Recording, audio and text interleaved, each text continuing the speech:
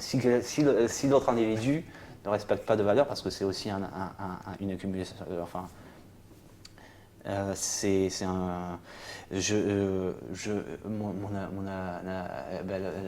La tendresse que je vais avoir vis-à-vis de cette personne, et, et j'espère que sa tendresse à lui vis-à-vis de moi est en sursis. Parce que moi, je respecte ou j'apprécie quelqu'un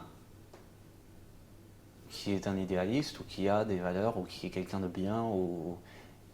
Mais un amour inconditionnel, c'est pas. Pour moi, j'aime pas ça parce qu'il y a des conditions à un amour. S'il n'y a pas de conditions, c'est pas lui qu'on aime.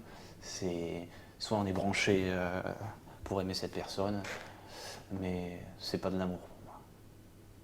Voilà. Je suis manichéen, au sens noble. Encore, voilà, ça c'est. Je vais développer comme tu.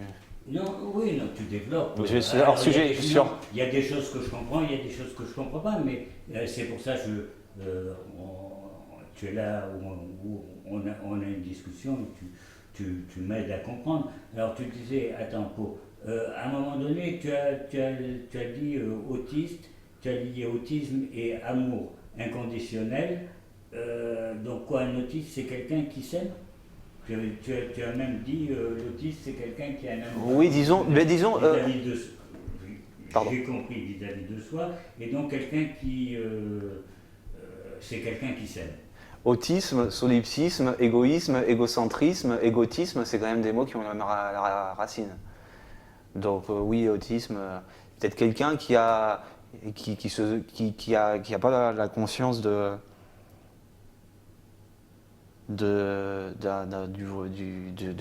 son prochain, ou de son semblable, ou de quelqu'un, ou de son voisin. Et donc il y a un peu, voilà, oui, qui s'aime. Mais justement, c'est pas un idéalisme, parce que pour moi, un idéalisme ne peut pas être sur soi, ne peut pas être sur son ipséité. Mais c'est quelque chose de collectif. Et d'ailleurs, j'aimerais par exemple, parce que quelque part, peut-être aussi, enfin bon, non, mais j'aimerais par exemple qu'on soit, l'être humain, l'humanisme, ce serait un autisme de lui-même et qu'on soit tous dans une hallucination collective, entre guillemets, et qu'on s'aimerait les uns les autres. Mais ça, c'est un autisme qui serait humain. Parce que, enfin bon, voilà.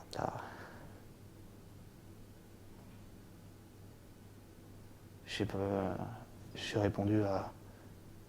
Non. Je suis pas sûr d'avoir compris, mais je peux pas rebondir. Bon, mais c'est une limite, parce que moi aussi, je ne saisis pas tout de suite, tout le temps. Hein. Bon, alors, donc on était toujours sur cette notion d'isolement. À un moment donné, tu as dit surdoué.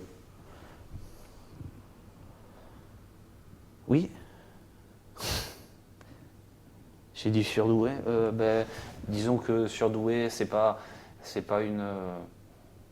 un gage d'idéalisme. C'est pas un gage de qualité. Surdoué, c'est simplement qu'on a perdu moins de neurones et que ça dépend pas de nous. Voilà, qu'on se retrouve avec ça. Donc c'est un acquis. C'est pas un mérite. Le mérite, c'est ce qu'on en fait. Surdoué. Après, surdoué, ça peut être effectivement dans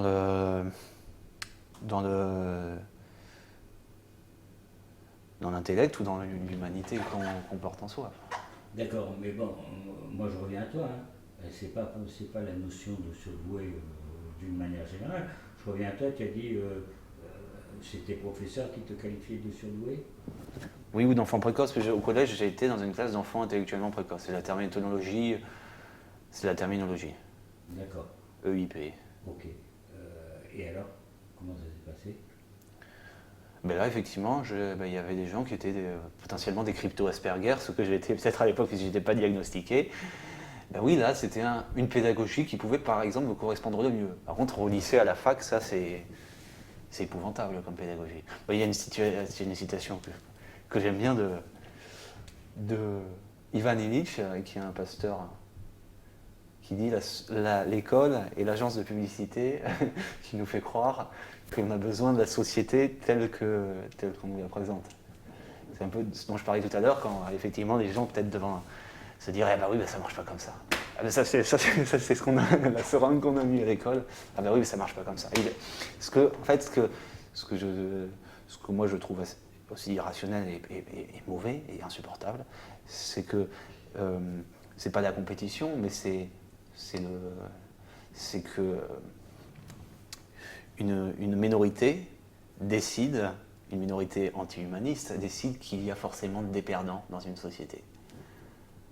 Que tout le monde ne soit pas gagnant, qu'il y a forcément des sacrifices. Je me suis écarté là ? Non, c'est pas ça. C'est-à-dire, moi ça m'intéresse. Je te ramène à ton cas personnel, c'est-à-dire tu pars constamment sur des diversions sur la société ou à caractère sociologique, et c'est la psycho qui m'intéresse. Mais bon, parce que je suis sociologue de formation, d'accord ? Ah oui ? Donc, oui, donc Durkheimien, boudonien ? Durkheimien, boudonien, bourdieusien ? Non, oui, Durkheim plutôt. Oui. Ah oui, il était à Bordeaux, vous savez ? Oui, il habitait à Talence. Je sais. Et bon,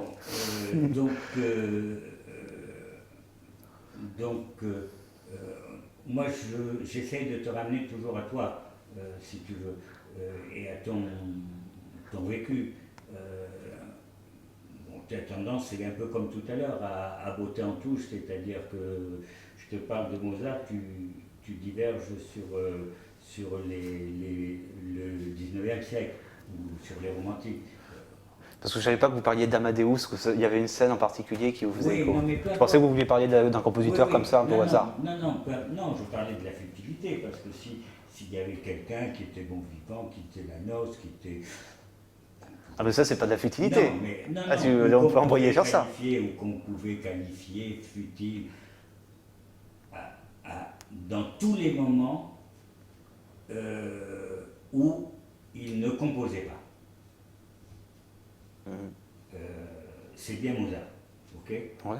Sauf dans le moment où il compose, d'accord ? Quoique certains aient pu aussi qualifier sa musique de futile dans la mesure où il te met des triolets, des machins, etc., des fioritures.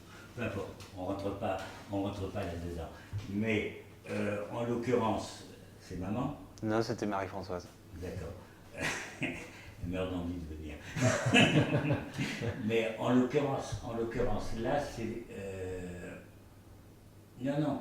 Moi, j'essaye de voir beaucoup plus terre à terre au niveau de ton vécu, un petit peu. Qu'est-ce qui se passe ? Alors, attends. Vous passez, vous restez, vous montez, et on vous entend quand vous marchez, donc vous faites doucement s'il vous plaît. Donc, voilà, je voudrais maintenant essayer de te cerner, toi. Donc là, quand on t'a qualifié de surdoué, c'était quoi ? C'était le collège ? Oui, c'est ça. Enfin, intellectuellement. Donc là, il y avait des classes adaptées, je dirais. Oui, c'est ça, classe pour faire voilà.